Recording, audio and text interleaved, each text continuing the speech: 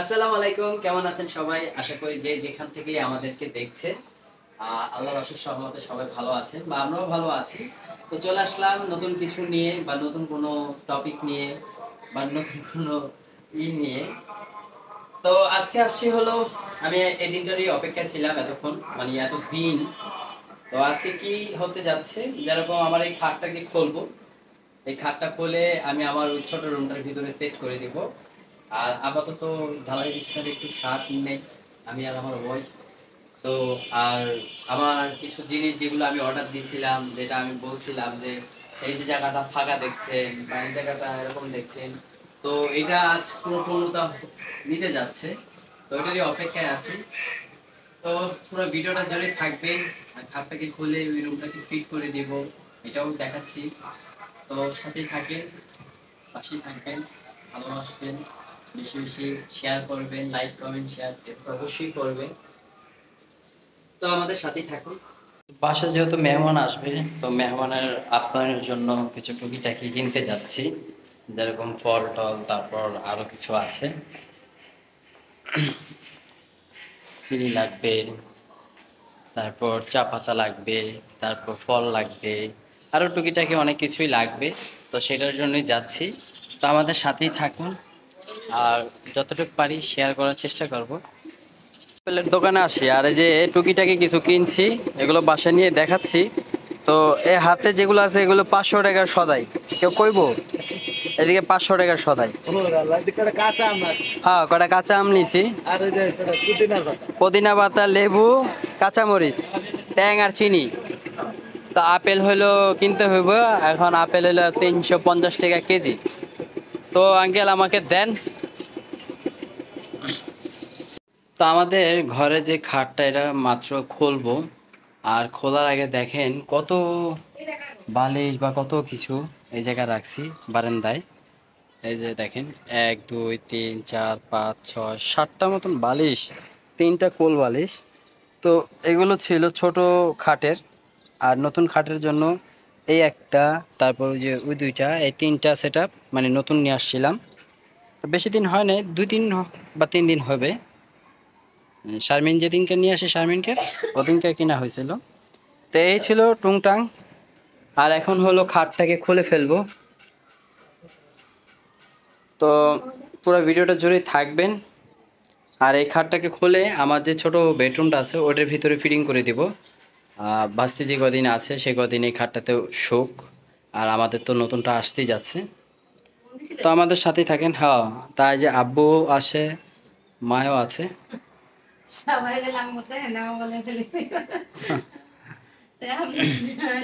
আর মাত্রই দেখলেন এই যে বাস্তি গেল। তো ঠিক আছে, আমাদের সাথে থাকেন।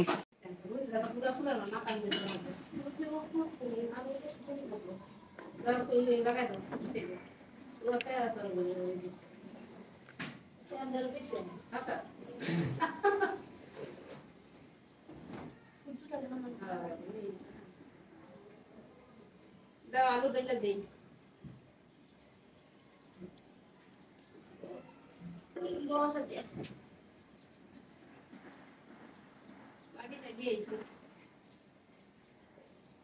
এটা তো এইখানে ফিটিং করা হলো, তো বেশি ব্যস্ত লাগবে না। জন্মদিনে ছিল মাহিমের মা ওই ব্যাগটা না, মাহিমের মা বিরিয়ানি খাই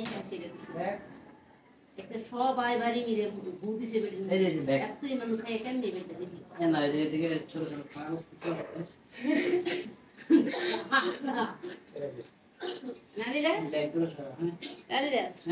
এই যে এটা ছিল না মাহিমের মা, এই যে তো জন্মদিনে আস্তে আস্তে তোমার এইটা কি করলো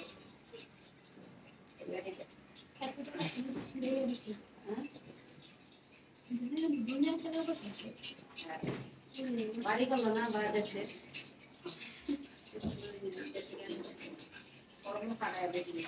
তো ঘর গোছানোর সময় ঝামেলা, আর হইলো আবার ঘরে এলোমেলো করলো আরেক ঝামেলা। ঝামেলা শেষ নেই।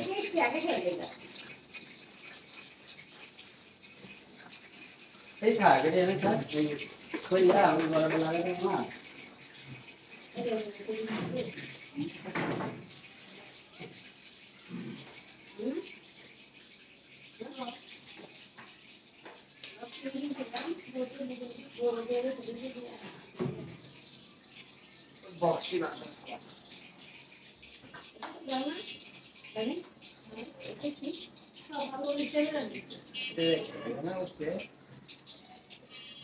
খাট খুলতেও যত ঝামেলা, আবার দেখা গেছে ফিটিং মিটিং বকর চক্কর। আর যেহেতু আমার ঘরে জিনিসগুলো আসতে যাচ্ছে, অলরেডি তারা ফোন দিছিল, তারা বললো যে তারা রওনা দিছে। আর আমার ফার্নিচার গুলো আসতেছে হলো আপনার শনি আখড়া 20 ফিট থেকে। তো ওদিকে আমি অর্ডার দিয়েছিলাম।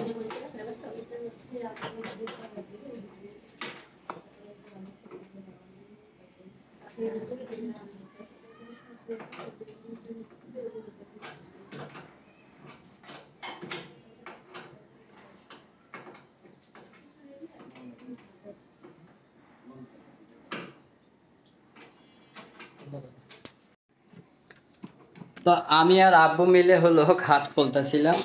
আর দেখেন খাট খুলতে কত যন্ত্রপাতি নিয়ে বসছি। তো এগুলো দিয়ে আপনি এই উপরের নাটটা খুলতে পারছে, কিন্তু নিচের নাটটা ফাইসা জায়গা। এই যে এটা এটা ঢুকে না। তো এটা যেহেতু ঢুকে না, তাহলে স্পেস পাইলাম না।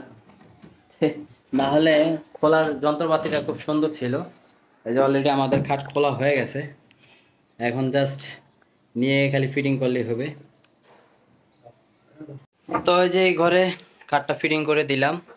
আর এখন পাতলা তোষক আছে, ম্যাট্রেস আসবে। তো ম্যাট্রেস আসলে দেখা গেছে যে এটা উঁচু হয়ে যাবে। তো এই যে দেখেন জায়গায় ঢুকে গেছে।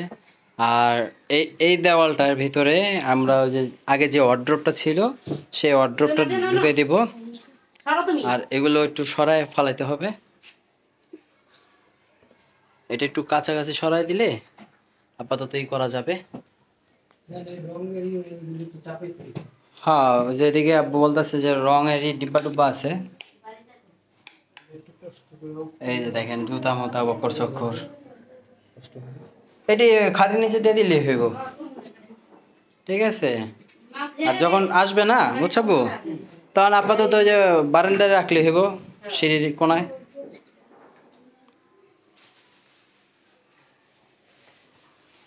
আর এইখানে শারমিনে হলো দেখেন টুকিটাকি করে সব কিছু গুছাই নিচ্ছে। কি কি বাকি আছে আর তোমার বানানো? হয়ে গেছে না? এই যে আলুর চপ, পেঁয়াজু, বেগুনি। পেঁয়াজুটা বাকি আছে, পেঁয়াজুটা এই যে মাইখা নিছে। আর আলু চপ বেগুনি এগুলো কমপ্লিট। কে জানি বলছে যে শারমিন এগুলো করলে নাকি ফুলে না। তো তাকে আমি বলবো যে এই যে দেখেন, আজকে দেখেন এই যে সব কিছু ফুলছে। তা আলহামদুলিল্লাহ, আমার বউ যতটুক পারে মাশাল্লাহ খুব সুন্দর করে পারে বানাইতে।